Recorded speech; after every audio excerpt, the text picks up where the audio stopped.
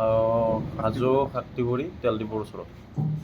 এনেকৈ সদায় শুনি আছোঁ হাজোৰ মাজমজিয়াত এই গৰু সৰ্বকাৰী গাড়ী গৈ আছে, কিন্তু আজি খবৰ দিয়া মতে গাড়ীখন তেল ডিপোৰ তাতে ধৰা হ'ল আৰু লগে লগে অচি ছাৰক জনাই কিনে হাজো পুলিচ থানাত গতাই দিয়া হ'ল। শুনামতে গৰু ২৭টা আছেনে? ২৭টা আছে। এইটো আগে পিছে হৈ আছে? আগে পিছেও হৈ আছে।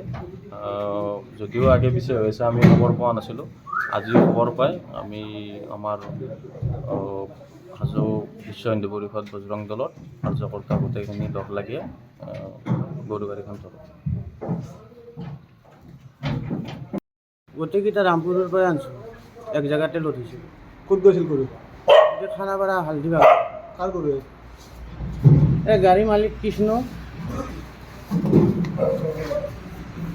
এইটো ক'ত? আৰু এই গৰুটোৰ যি মালিক, এই ল'ৰাটো জানে মালিকৰ নাম।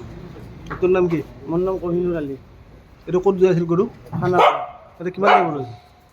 ২৭টা আছে। এইটো কি মানে বিক্ৰী কাৰণে আনিছিল? হা? এই বিক্ৰী কৰিব আনিছিল? তাতে বিক্ৰী কৰিব। ক'ত? খানাপাৰা। কি মেঘালয় যাই আছিল? হয়, মেঘালয় যাই আছোঁ। এইটো কাৰ গৰু হয়?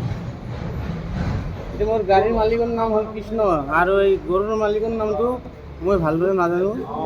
এই ল'ৰাটো জানে, যিটো লগত আছে সি গোটেইখিনি ডিটেইলছ জানে এই গৰুৰ।